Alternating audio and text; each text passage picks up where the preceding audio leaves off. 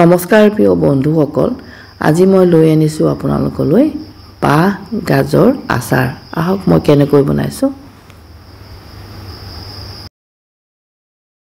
3টা বাঁহ গাজ বাকলি গুচাই লৈ লৈছোঁ আৰু ওচৰতে পিহনাখন লৈ লৈছোঁ।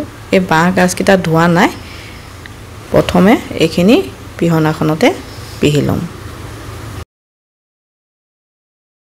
গোটেইখিনি চুচি লোৱাৰ পিছত এয়া ফিল্টাৰ পানী দিছোঁ। ফিল্টাৰ পানী দি পেলাই ধুই লৈছোঁ।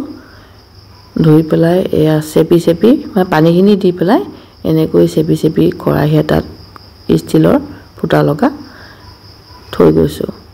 গোটেইখিনি চেপি লৈছোঁ। ডলা এখনৰ ওপৰতে এনেকৈ কলপাত এখন ৰ'দত সেকি পেলাই দি লৈছোঁ আৰু যিখিনি গাজ চুচি ৰাখিছিলোঁ সেইখিনি এনেকৈ মেলি দিছোঁ।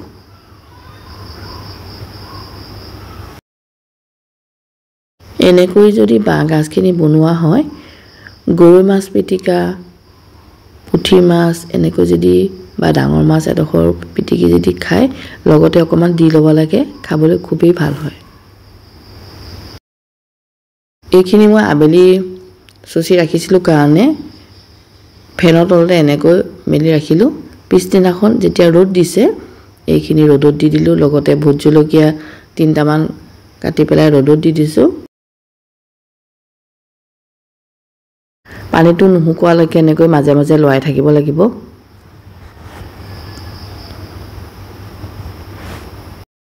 ইয়াতে দিবলৈ মিঠাতেল মই 1.5 কাপ লৈছোঁ আৰু মিঠাতেলখিনি গৰম কৰি 5 পন কেইটামান দি লৈছোঁ। আপোনালোকে মিঠাতেল সৰহকৈ দিম বুলি ক'লেও দিব পাৰিব, মই এইটো জোখতে ৰাখিছোঁ। মিঠাতেলখিনি খুব বেছি গৰম কৰিব নালাগে, জাষ্ট অকণমান গৰম কৰি 5 পন কেইটা দি ল'লেই হৈ যাব। আৰু গামলা এটাও ৰাখি থৈছোঁ। যিখিনি বাঁহ গাজ শুকুৱাইছিলোঁ সেইখিনি শুকাই গ'ল, সেই গতিকে এনেকৈ গামলাটোতে হাতেৰে উঠাই ৰাখি দিলোঁ। এতিয়ালৈকে যদি মোৰ চেনেলটো ছাবস্ক্ৰাইব কৰা নাই, ছাবস্ক্ৰাইব কৰি ল'ব।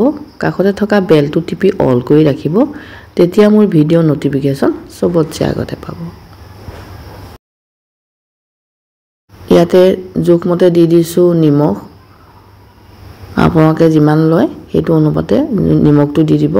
আৰু এয়া ভোট জলকীয়া কাটি ৰাখিছিলোঁ যে, ভোট জলকীয়াখিনিও ইয়াতে দি দিলোঁ।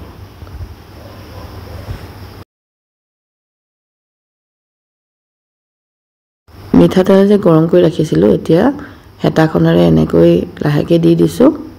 দিয়াৰ পিছত গোটেইখিনি মই ইয়াতে বাকি দিলোঁ। ইয়াত মছলা নিদিয়াকৈ ভোট জলকীয়া আৰু বাঁহ গাজৰ আচাৰ আপোনালোকে নিশ্চয় বনায়। এনেকৈ বনাবচোন, খাবলৈ খুবেই ভাল পাব। এইখিনি আচাৰ একেদিনাখনে খাব পৰা হয়, সেই গতিকে টেঙা হ'বলৈ নেমু টেঙা এটা, কাজি নেমু চেপি দিছোঁ ইয়াত ৰস।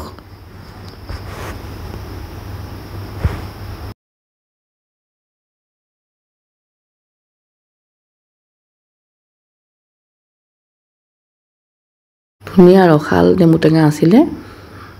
গোটেইটো নেমু টেঙা চেপি হোৱাৰ পিছত এইখিনি এতিয়া কি কৰিছোঁ, হেতাখনেৰে গোটেইখিনি মিলাই পেলাইছোঁ। এইখিনি আকৌ ৰ'দত দি দিলোঁ। ৰ'দত যেতিয়া দিছোঁ তেতিয়া এটা মাখি ঘূৰি পৰা দেখিছিলোঁ। এই মাখিটোৰ কাৰণে পদিনাৰ আগ কেইটামান ছিঙি পেলাই ইয়াতে দি দিছোঁ, যাতে মাখি নপৰে।